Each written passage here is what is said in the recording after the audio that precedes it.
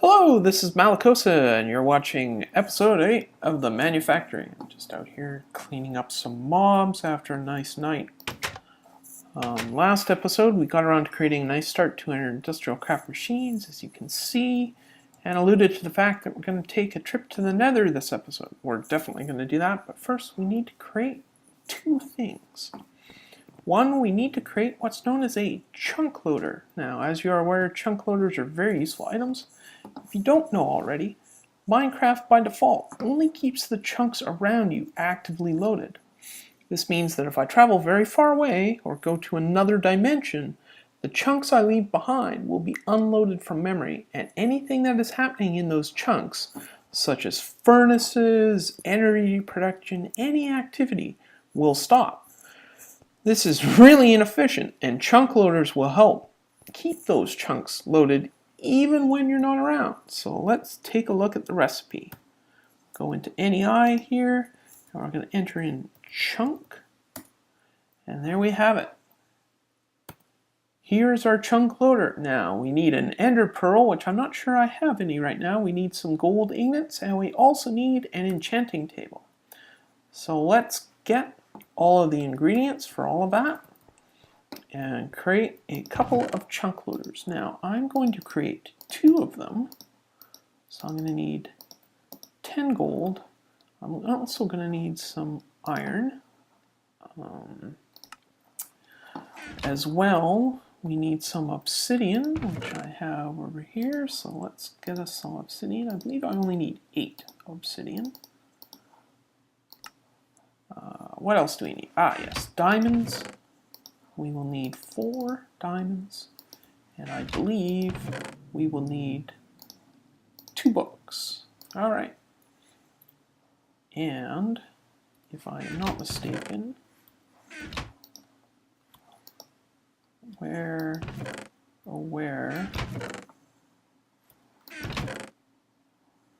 Okay, you know what? We may have to make another one because I can't find it anywhere.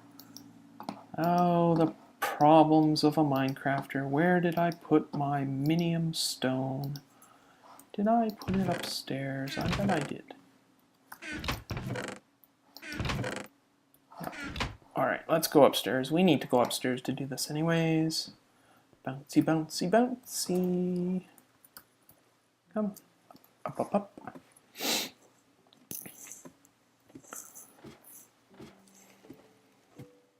So the reason I'm building a chunk loader, 2 of them specifically, is we're going to put one chunk loader on the top of our base, and we're going to tell it to keep the surrounding 7x7 area loaded at all times. This will keep my base loaded at all times and allow me to process stuff when I am away. And you know what? That is really odd. Where is... I know I had a minium stone somewhere. You know what? I'm going to be right back once I find my minium stone. Ha! Sure enough, here it is. I found it. It was in one of my chests in my mining age. So let's go back to the overworld and we'll start crafting our chunk loader. Or 2. Here's a recipe. We need 2 enchanting tables, which requires some obsidian, a couple of books, and some diamonds. And there's our 2 enchanting tables. We also need some gold and some ender pearls. However, I've only got 1 ender pearl. So here's a nice trick. You can use your minium stone plus some iron to create ender pearls. It's kind of a cheat because, you know, I'm not killing endermen to get ender pearls, but if I really needed to, I could do that. So I don't really consider this much of a cheat. It's just one of those things. So let's create some ender pearls. Yay. Excellent. That should be enough for now. Let's go back to the recipe for our enchanting table, or excuse me, our chunk loader. And there we go, there's 2 chunk loaders. Excellent. Now these chunk loaders don't need any energy requirements at all. All you need to do, and in this case what I'm going to do is I'm going to put it over here, is, and I'm going to turn F9 on so I can see where the chunk boundaries are. Always useful. NEI, love it. So in this case, we're going to put the chunk loader right here. This will make this chunk I'm in the center chunk for the chunk loader. Its UI is pretty easy. You can select what type of border to use, whether you want a line X, a line Z, a square, or a circle. We're going to go with a square. There we go, square. And it does use radius. Now we want 7 by 7 chunks, which is 49 chunks. So our radius is going to be 4. It's basically the center chunk plus 3 out to a side in every direction. 7 times 7, 49. And the chunk loader will actually tell you how many chunks it's keeping loaded. If you're interested in seeing which chunks are actually loaded, you can use show lasers, and it will show you and laser out the actual chunks that are loaded. So now all of our machines, both up here on the surface and down below, will always be loaded, regardless of where we are, which is really useful. So I'm just going to hide the lasers for now. Now, I did mention a second item that we want to build, and that specifically has to deal with how we get to the Nether. Well, getting to the Nether is relatively easy. You'll need some obsidian. In this case, I'm going to use 14 obsidian. You actually only need 10, but I always do 14 because I like the corners. You'll also need a flint and steel, and that's the recipe for flint and steel, as you know. If you want to get obsidian, the easiest way to do it is to find some lava and dump water on top of it and mine it. Obviously, to mine obsidian, you'll need either at least a diamond pickaxe, or in Ultimate, I believe you may be able to use ruby, emerald, and sapphire pickaxes. I'm not sure. But definitely a diamond pickaxe will do, although I personally prefer, when mining obsidian, to use turtles, because they take no extra time to mine any type of block. So mining obsidian is really quick with turtles. Just going to sleep here, and we're going to go outside of our base, because nether portals, when they're lit up, are annoying in the sense that they have this really nasty sound effect, and that's kind of annoying. I'm just going to, what the hell, dig out a little area here. The way you build your obsidian nether portal is by putting 4 obsidian blocks on the bottom, and you go 1, 2, 3, 4 up, and then build 3 across, and then 3 down. You should have an opening that is 2 blocks across by 3 blocks tall, and then all you do is take your flint and steel, light it up, and you should have another portal. Now it'll have some strange effects, and as you can hear, it has this really awful, evil sound effect going on. And one of the things I will do right now is get some tools, and I'll be right back, and we're going to go into the Nether. So cool. Be right back once I clear out my inventory and get some new tools, because my tools are kind of low on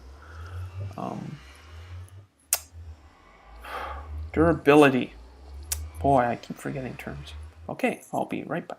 Okay, and we're back. Just in case you're wondering, if you're going to the Nether, it's really good to have at least iron armor. In this case, most of my armor is protection 1, which is really good.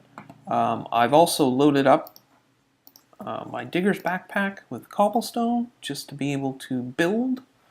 I've included some glass, and I also did put my digger's backpack into resupply mode, which is always really useful. The way to do that is just a shift click, and you'll get into the different modes. Locked. This is receiving, and the one I really like is resupply. What that'll do is it'll empty the backpack and fill up my stacks of cobble as I use them. As well, I grabbed a couple of pickaxes and some shovels and enchanted them using all of my levels because it's very likely you're gonna die in the Nether. So I'm not, I'm not going to assume that I'm going to survive this trip. Hopefully I will. I mean, if you're safe, you can. It's also good to bring along a source of fire, in this case some flint and steel, because the portal on the other side can on occasion go out, especially if ghasts hit it with an explosion. Very nasty. Having torches is good, food is good, obviously weapons, especially a bow with some arrows is also good, and you will see why. So let's step foot into what is known as the Nether.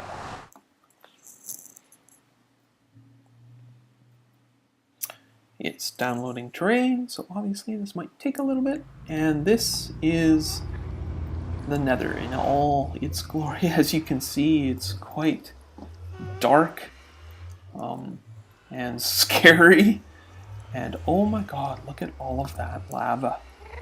I mean, wow. In fact, I might even use this platform right down here as our lava generation station. That might actually be a very good idea. I am here for a couple things. I want to get some netherrack. I want to get some nether brick. I want to get some glowstone, which is these up here. Netherrack is down here. I don't see any nether fortresses around me, which are always a good source of nether brick.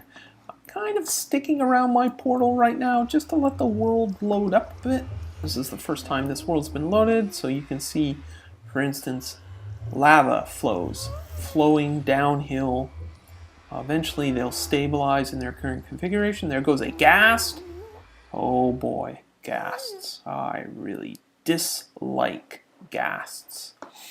The Nether is also populated by various creatures, the most common of which is actually pigmen.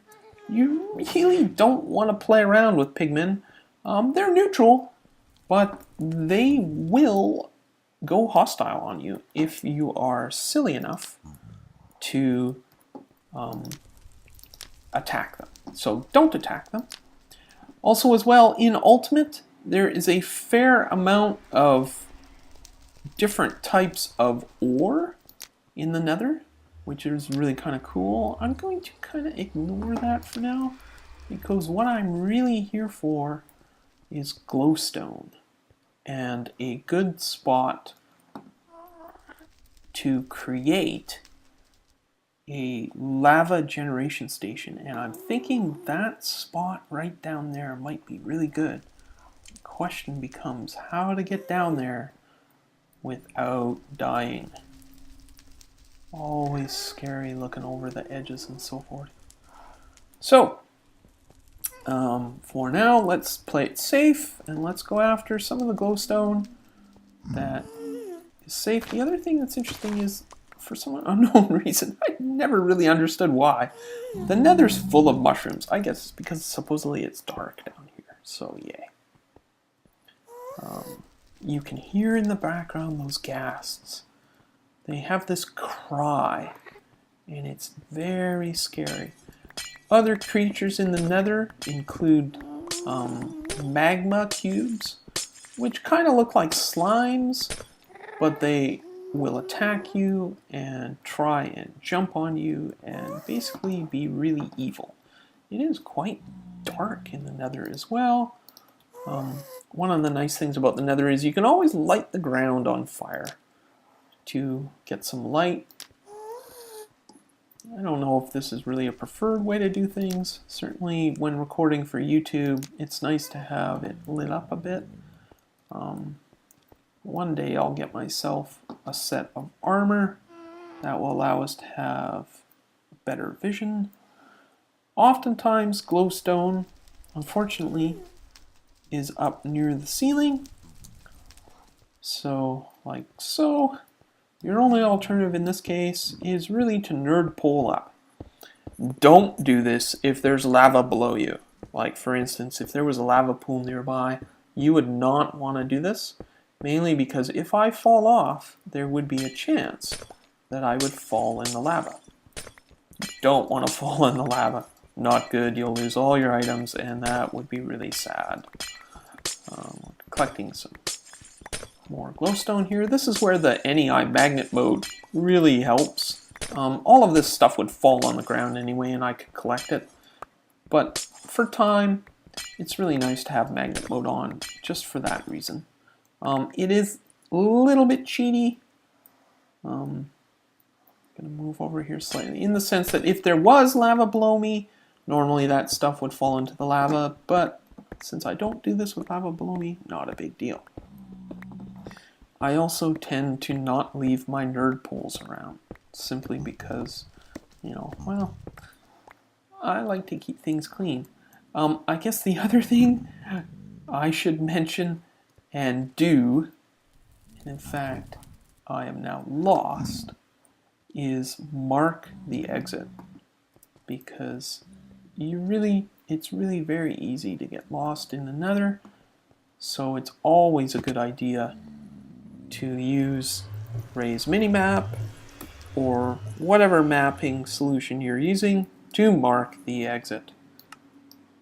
Because like I say, it's very easy to get lost in the Nether, especially when you're in such a weird cave environment. Now, I notice, and this is going to get a little dangerous, the other thing that's around here, that is not what I was looking for.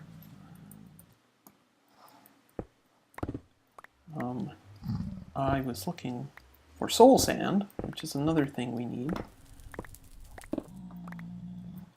You'll notice that netherrack really breaks easily. I mean, my god, look at this stuff. It's just like nuts how easy this is to break. That was a fire bat which attacked me, and luckily I was using my axe at the time and he died. Fire bats, if you don't kill them quickly enough, will explode, and now there's a ghast after me. Best and easiest way to kill ghasts is to fire arrows at them. Eventually I'll hit him.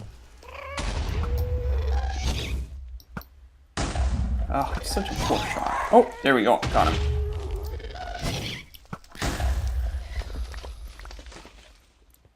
And there we go. One ghast down.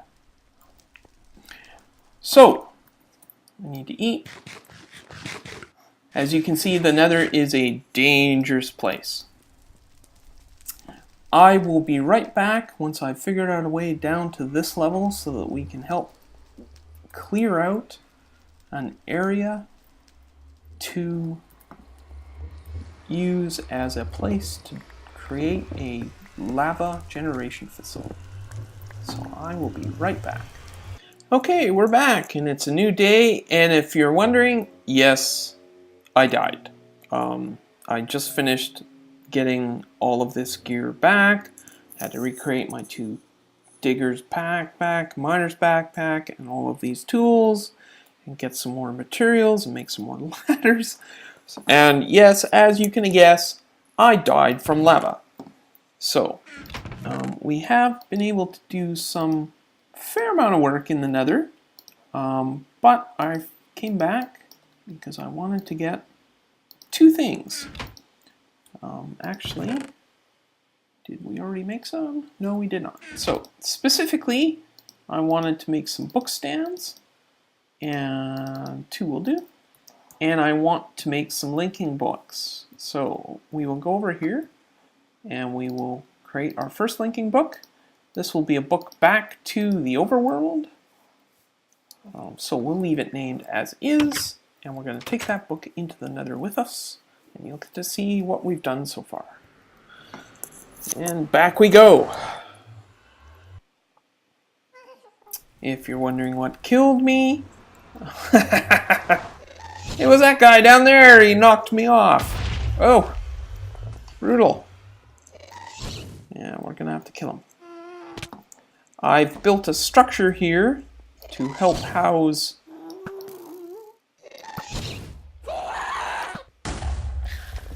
our lava generation facility. And at this point, what I am going to do is I'm going to very carefully clean up this area. Oh, another one. Oh my god. Oh, you have to be such a marksman in this game. Fall down here. Aha! Bounce back. Got it. Good.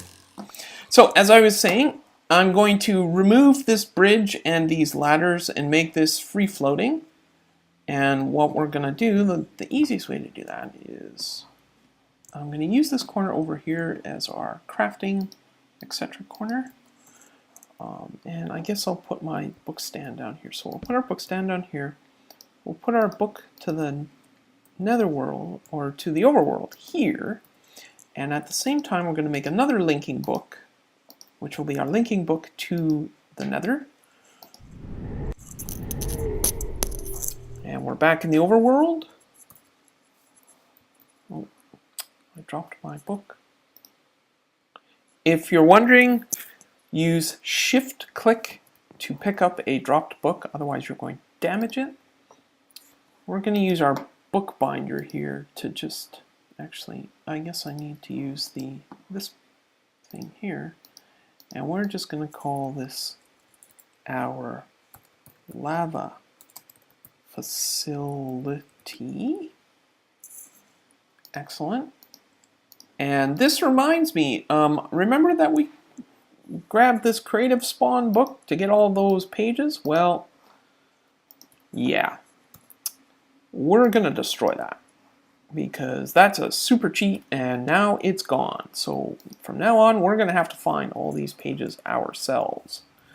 So I'm going to put the lava facility back here, and now we have a quick way to get into our very safe lava facility. Notice there's some glass missing. Normal Minecraft glass is not immune to the explosions from ghasts, but thankfully they can't see us through the glass, I don't think. I'll have to test that. So they shouldn't attack us.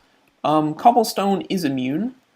This facility we'll use as our lava pump facility. So what I'm going to do is I'm going to clean up this and be back with all of the components we need to make our lava facility. So I will be right back. Okay, we're back. And we're all ready. We've got the materials we need to do phase 1 of our lava pumping station. But just so you know, to do this, you're going to need a couple more machines. So, basically, what I'm looking at is we need some levers, a couple of pumps. This will be used to pump the lava from the lava pool. These are BuildCraft pumps, so as you can see, they are made from a BuildCraft mining well and a tank. The tank is just a simple circle of glass. The mining well is a bunch of iron, an iron pickaxe, and an iron gear. We all know how to make iron pickaxes. There you go. That's what it looks like. The iron gear is simply a stone gear surrounded with iron. Stone gear is a wood gear surrounded with wood, and a wood gear is just some sticks. So doing all of that will get you a pump. I have made 2. Now, here's where it gets a little difficult. The pumps at max capacity require 10 megajoules per tick. All right? So we need engines that can provide a total of 20 megajoules per tick. I have picked Magmatic engines because they actually use lava for fuel. That's great because we're actually pumping lava up, and we can actually use the pump to supply the raw lava for the Magmatic engines. Now the magmatic engines unfortunately only provide 4 megajoules per tick, so we actually need 5 of these, and I have built 5. But here's the tricky building them. They're pretty simple, but they require a new metal called Invar. So as you can see, it's an Invar gear, 2 Invar gears, a piston, a redstone transmission coil, and 3 Invar on top. Now, we all know how to make a piston. Pretty easy, some wood, some cobblestone, a piece of redstone, and iron. But let's go back to the engine. A redstone transmission coil is basically silver with redstone. Now we've got silver, so no big deal. That's pretty easy to do. But the Invar gear is Invar surrounding an iron ingot, and obviously the engine itself requires more Invar. So how do you make Invar is what you're asking. Okay, well, it's pretty easy. Basically, you want an Invar blend, I believe. No, not the blend. You want Invar dust. Now, Invar dust can be made by having 2 pulverized dust and either nickel or ferrous metal. Now, I didn't have any ferrous metal, but I did have some nickel, so that's where I made my Invar dust from. However, I did have to pulverize my iron bars back into iron dust and my nickel bars back into nickel dust using the pulverizer. So remember, sometimes it's better to leave it as dust until you actually need the bars. That gets you Invar dust, which you can then obviously use in your furnaces to make Invar ingots. So there, you're done. You should be now able to make magmatic engines. Now,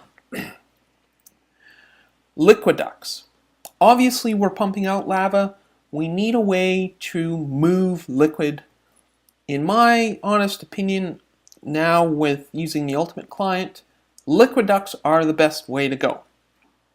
They require copper and a new type of glass called hardened glass, and this is where you're going to need your first machine.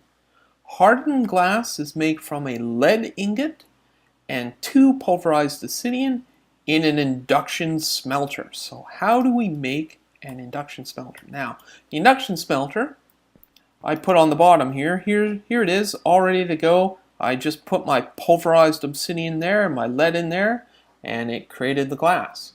But how do you make an induction smelter? There it is right here, induction smelter. And again, we need more Invar, but now we need a bucket, some copper, one of those redstone reception cells, which is different. It uses gold instead of silver. And our usual machine frame, which is gold, metal, or iron, and glass. And yeah, that's about it. So it's a pretty basic machine to use. Don't forget, it does use energy, so I've hooked it up to energy behind this wall, and that will get you your liquiducts. No big deal. Now, we're also moving energy around, and this is where a new form of energy movement comes into play with the redstone energy conduit. Again, this is probably, in my opinion, the best way to move BuildCraft energy around, which is what we're dealing with. How do we make those? Well, we need another 2 machines.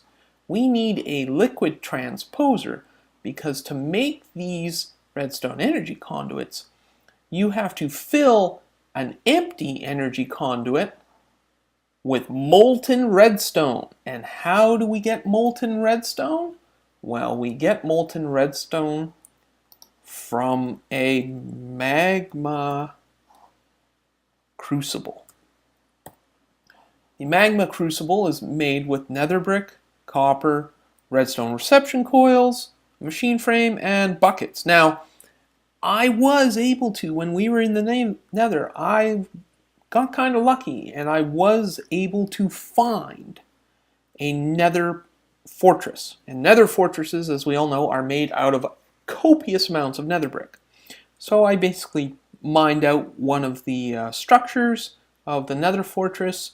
Luckily, I was able to do that from the bottom, so there were no mobs around, and I got my nether brick. However, if you don't have nether brick, you can also make it in an induction smelter using soul sand and netherrack. I couldn't find any soul sand. I found very little of it, and the little soul sand I did find, I want to reserve for other uses. So I just used the raw nether brick to make my magma crucible. Now, the nice thing about the magma crucible is it is used to melt all kinds of things using BuildCraft energy. So you can melt netherrack into lava, all different kinds of things into lava, actually. You can do a whole bunch of stuff into water, and there we are. You can do redstone into molten redstone. So that's actually what we're doing right now.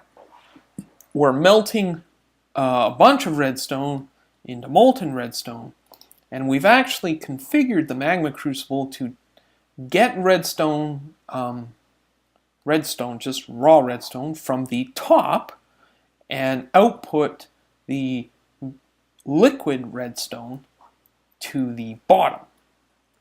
And we've put our liquid transposer so that it's configured to get any liquid from the top, which in this case will be liquid redstone, and to output whatever it creates to the side, which is this chest here, and that's where we're getting our redstone energy conduits as they fill up with redstone. Now I'm making a whole bunch of them, so that's why there's lots more in there. Now, the last thing we need for phase 1 actually is a redstone energy cell. This allows you to store copious amounts of raw redstone energy, and it's very useful to act as a buffer between your engines and the pump. That way the pump is always using as much energy as it can hold, and the engines can pump as much energy as the energy cell will hold, and everything remains in balance. And again, this is phase 1. Phase 2, we're going to tweak this whole system so that it's much more intelligent. So you'll see in phase 2, probably that'll be episode 9, because this episode is going late, how we make this whole system smarter. So what's the recipe for this? Okay, well, it's a new type of metal, in this case electrum, lead ingot, a redstone conductance cell, which needs more electrum, and a energy cell frame full. The energy cell frame full is made from an energy cell frame empty, which is then filled with one full bucket of molten redstone. So again, we need more molten redstone. We need to use a liquid transposer to do this, and we need an energy cell frame empty. How do we make those? Well, we need more electrum, more of that hardened glass that I talked about before, and a diamond. So now your question is, how do I make electrum? All right, well, electrum can be made in an induction smelter using gold and silver. You can also make it, I believe, let me see here. You can also make it using an electrum blend. And actually, the way I did it, electrum, there is an electrum dust as well. So what I did was I used gold and silver dust to make electrum dust, which I then put in my furnace, which made electrum bars. But you can also use, obviously, the induction smelter, as shown here, with sand and an electrum blend to make electrum ingots, or there's a whole bunch of other ways to make it. Yeah, the induction smelter with electrum blend. So that's how I made my electrum. I had gold and silver dust, and I combined them. So there we go. There's our items. So the question now is, let's put this all together. So I'll be right back once I'm in the Nether and we're ready to put this all together. Okay, we're back, and oh, there he goes. Oh, he's back.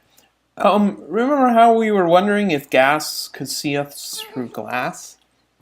Well, they can't. So there you go. So we've built this nice glass enclosed room, and actually, if you care to know, it's a 16 by 16 room that's exactly the size of one chunk and borders on the chunk, as you can see. And below us, lots of lava. Awesome. So the first thing we need to do is we're going to lay down our engines. So what I'm going to do is over here to one side, we're going to put down some energy conduit, 5 long and a couple out. And in fact, I did this wrong. So we're going to do this like this. And if you need to remove energy conduit, bring your wrench. So easy to do. If you try and mine the stuff, it takes forever. So use your wrench to do this, folks. Now, I'm just going to lay down my engines. And again, I need the wrench to wrench them through. As you can see, the energy conduit can change color from blue, which is in, and orange, which I believe is out. So I believe we want to set all of these to be orange because the engines are going to be outputting energy. Now, for now, this is where the levers come into play. I'm going to put the levers over here, and that will allow us to turn each of these individual engines on or off. Now, the pump. Well, we're going to break some glass, and we're going to put these pumps down. Be very careful when breaking these glass floors, because wow, if you fall in, that's the end of you. So there's the pumps. They will, as you can see, extend their pump pipe all the way down into that nice juicy lava, which is great. But the pumps have no power. Well, let's fix that. We're going to put power in like this, and we're going to actually change this up a bit. Doop, doop. And again, blue is in, so the pumps will be taking power in. And that's exactly what we want. Our engines will be outputting power, and our pumps will be taking power in. Now, the pumps will pump out lava. I typically take it from the top. So there we have it. And we're going to use our liquid pipe to take lava back to each of these engines. And we're going to have to play with this a bit because I cannot recall exactly how this works. So we've got our system pretty much working except for the liquid pump connections. I am not sure. Oops, that's not what I wanted to do. Again, removing liquid ducts. Yeah. I'm pretty sure you want that as output, and input is just like that, blank. So let's try it that way. Now, one thing to note, bring along some lava buckets. And if you click on the engines, we'll get 2 of them started. Also note that you can use the redstone control to change how the engines react to a redstone signal, and in this case we're going to tell them only to be on if there is a redstone signal. So let's turn these 2 engines on. They are going to start producing power, and we should see some lava going. Now what actually I am going to do is we're going to replace that piece of conduit with our energy cell, and it should start, and there we go. So the engines definitely are producing power, and that power is definitely going into the redstone energy cell. So we have done this correctly. Orange is out, blue is in. So if we change this one to be orange as well, In fact, interestingly enough, yeah, you can see the redstone pipe actually be, interestingly enough, yeah.